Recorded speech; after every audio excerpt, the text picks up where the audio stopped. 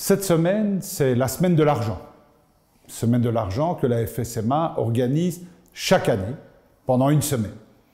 Et à chaque fois, beaucoup de classes y participent. À chaque édition, ce ne sont pas 7 000, mais 70 000 élèves qui jouent avec nos jeux ayant pour thème la gestion d'un budget.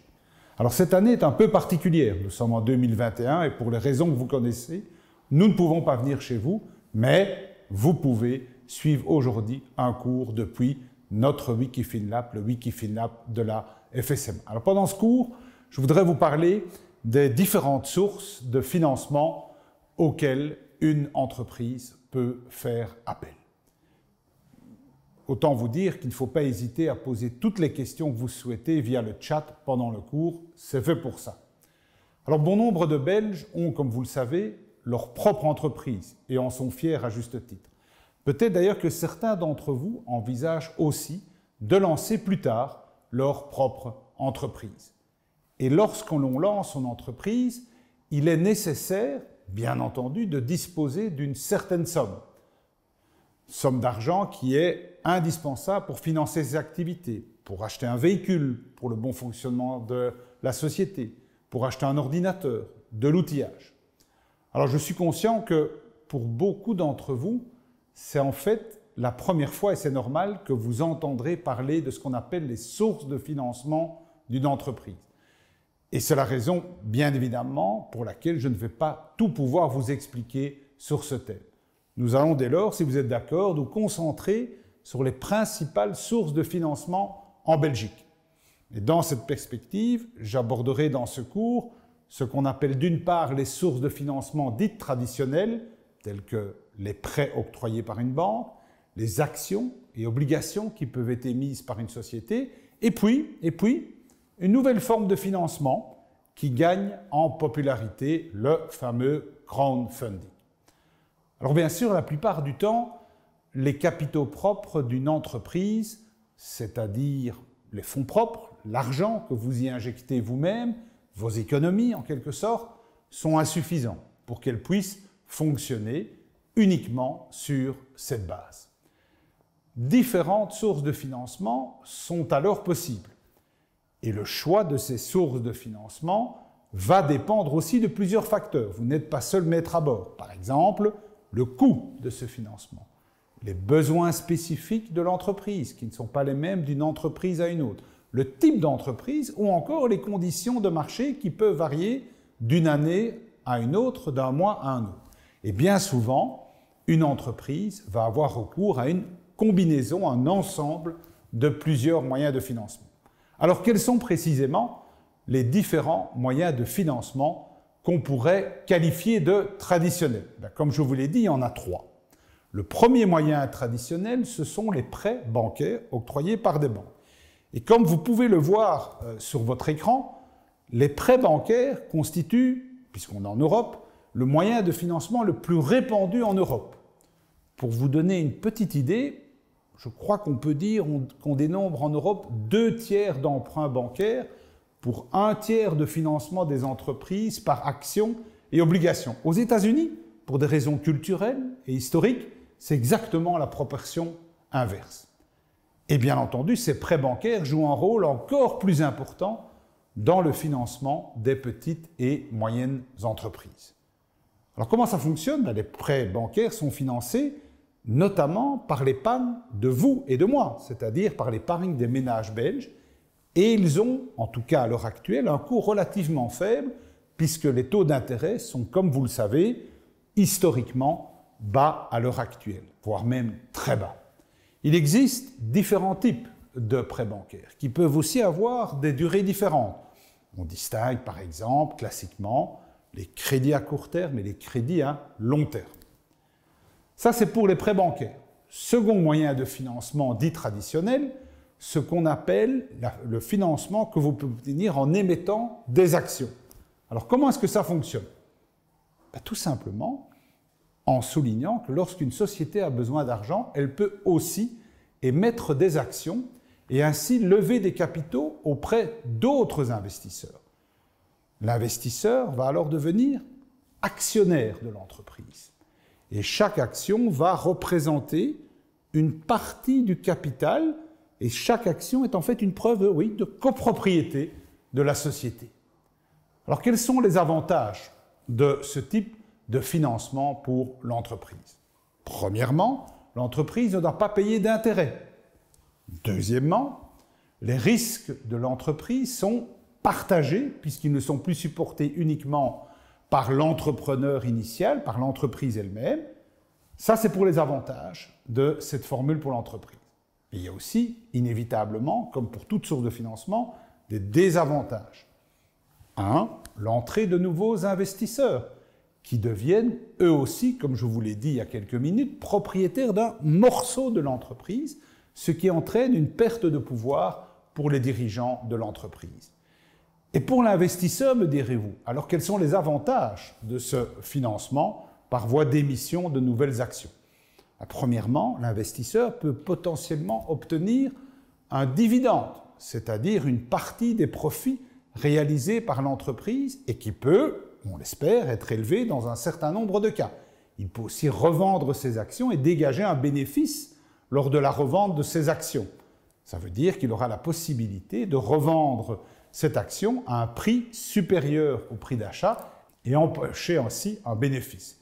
Enfin, dans certains cas, l'investisseur aura également la possibilité d'avoir une influence sur la politique de l'entreprise dans laquelle il investit. Ça ne vaut bien entendu que si vous êtes un actionnaire de poids dans le capital de la société.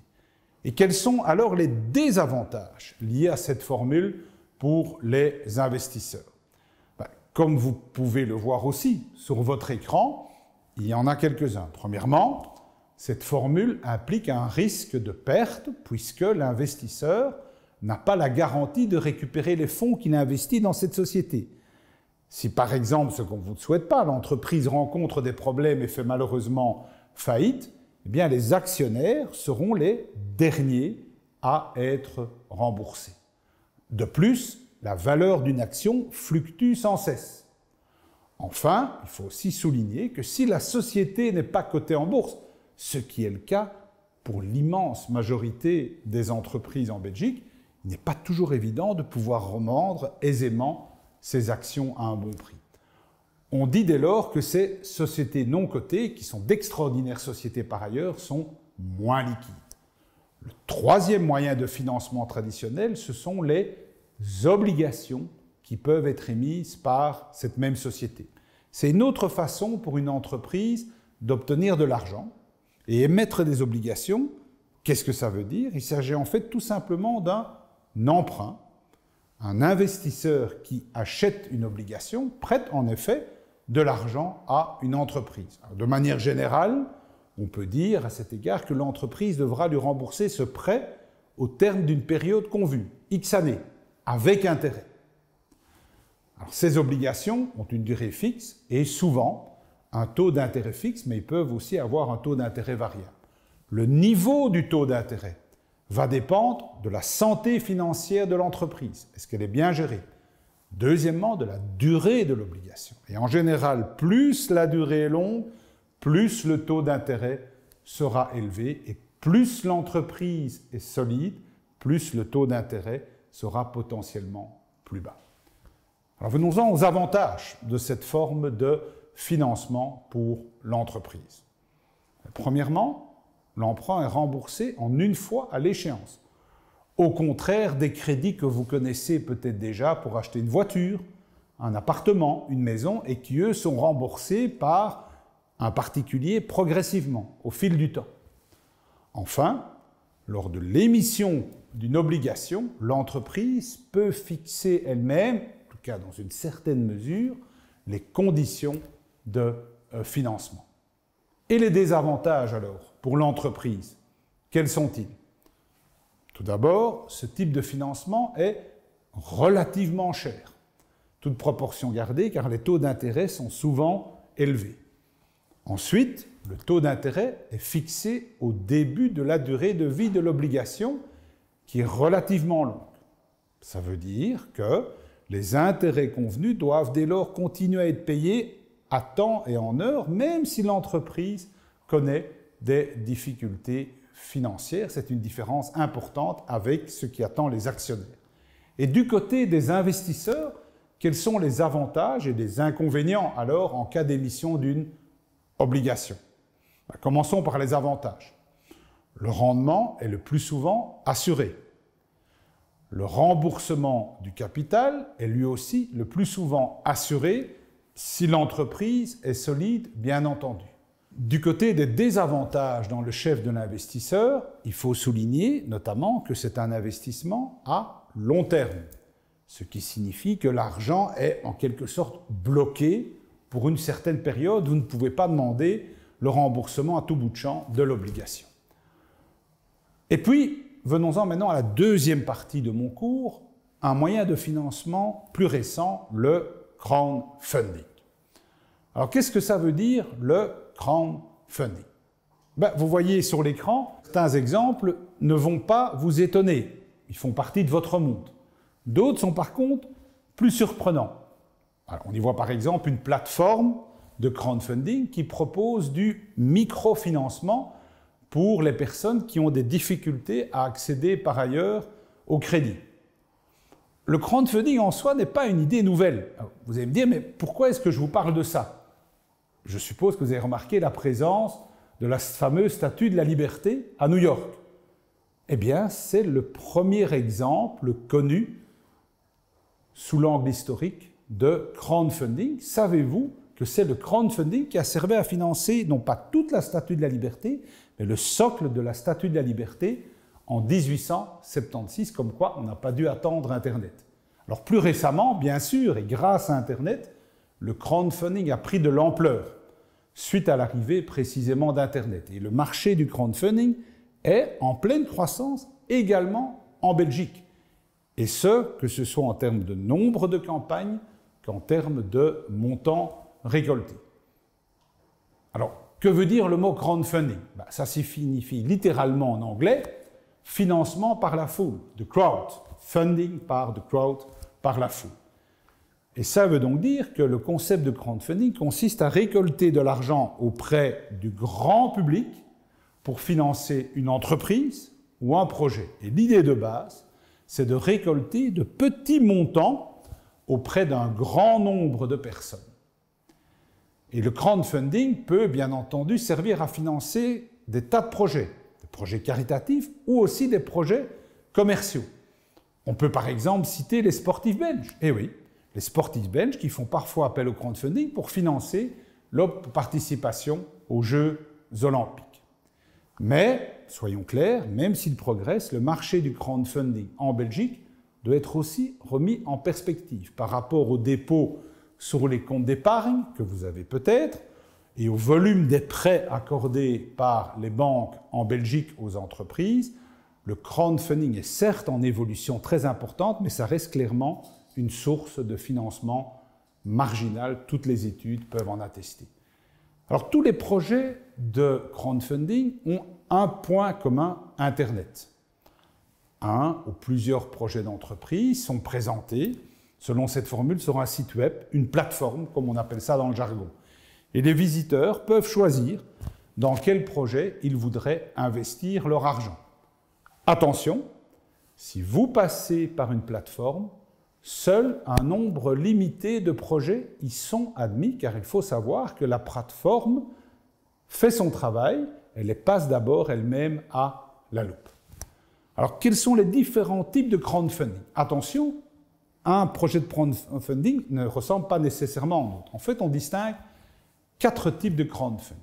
Le crowdfunding basé sur des dons, le crowdfunding en action, le crowdfunding en échange d'un avantage en nature et le crowdlending. Au sein de ces 4 groupes, il y en a 2 qui sont considérés comme du crowdfunding non financier, c'est-à-dire que vous n'attendez pas un bénéfice. Et dans ce cas-là, on peut avoir premièrement un crowdfunding qui est basé sur les dons. C'est d'ailleurs la forme de crowdfunding la plus connue, notamment par vous. Qu'est-ce que ça veut dire? Ça veut dire que les gens donnent un certain montant pour financer un projet. Il s'agit souvent de projets sociaux et sociétaux ou d'ONG à la recherche de dons.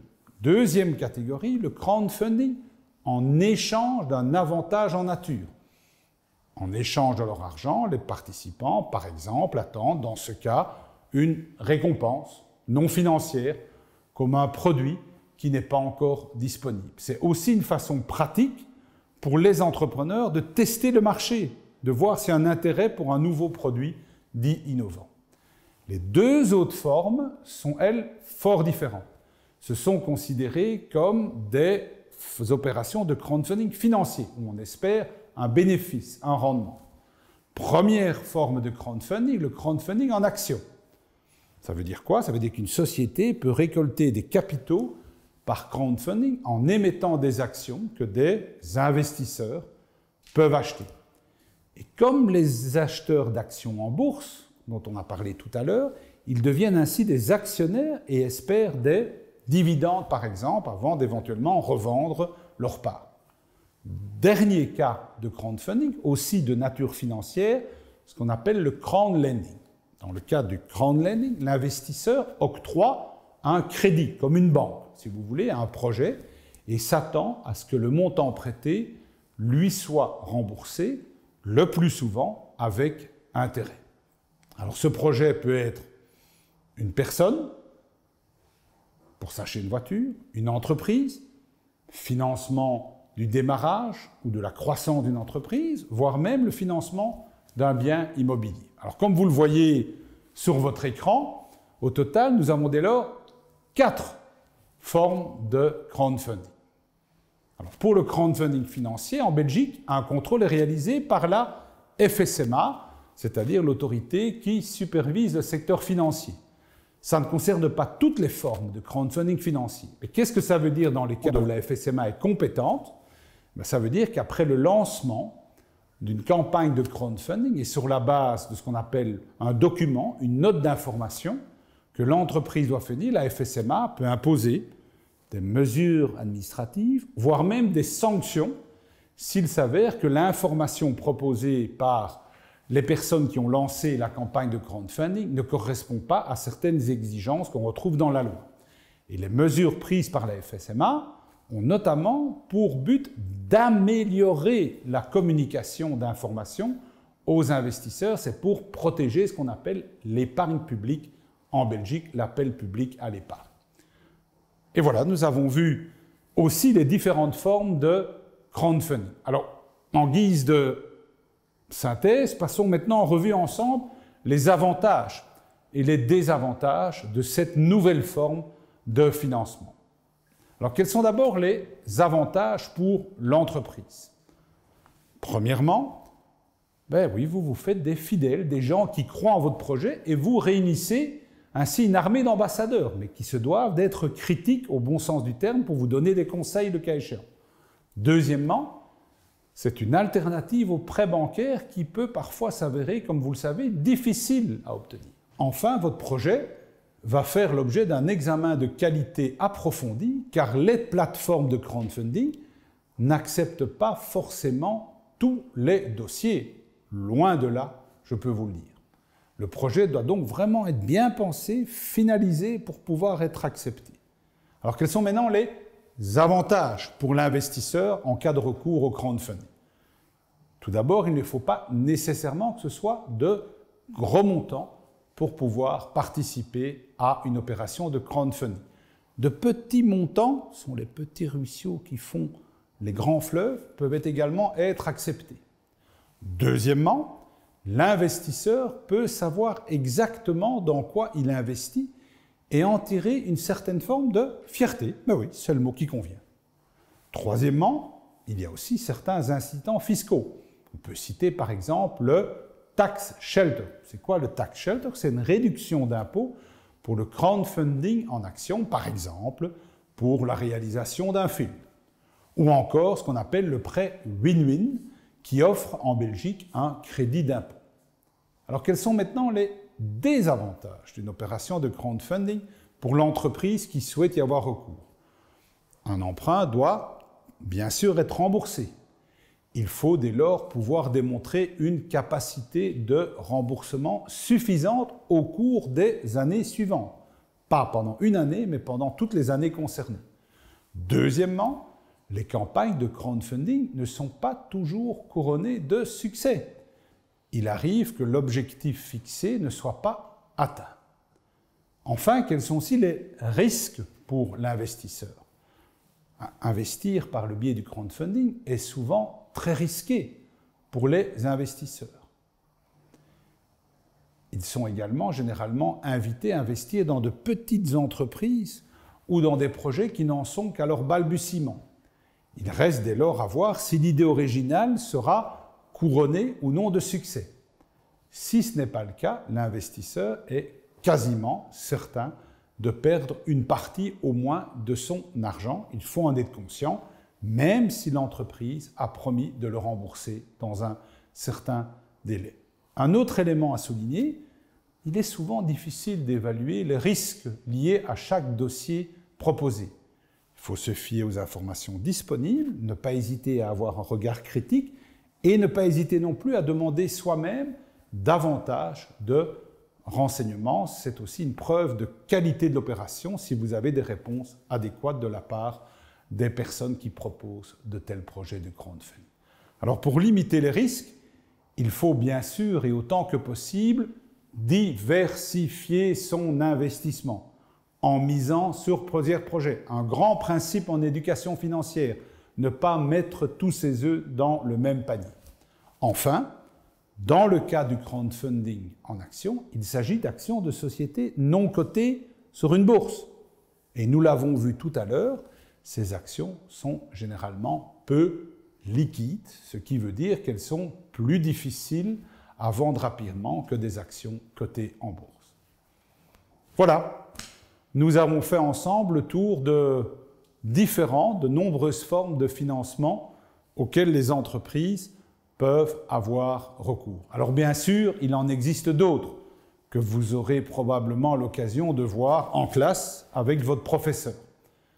J'espère que cet exposé vous aura plu et que vous aurez appris certaines choses qui pourront vous être utiles. C'est le but du Wikifinlab, d'être utile aux consommateurs à l'avenir et au moment précisément où vous voudrez démarrer, par exemple, et financer votre propre entreprise ou lorsque vous souhaiterez investir dans une entreprise ou dans un projet. Et n'oubliez pas que si vous désirez en apprendre plus encore sur des questions d'argent de manière ludique, vous trouverez des vidéos sur le site Wikifin et puis, de vous à moi, vous pouvez aussi l'oublier auprès de votre professeur qui est à côté de vous et le convaincre de venir gratuitement visiter avec vous le Wikifinlab, c'est-à-dire avec toute votre classe. Je vous remercie pour votre attention et je vous dis à bientôt lorsque vous visiterez le Wikifinlab.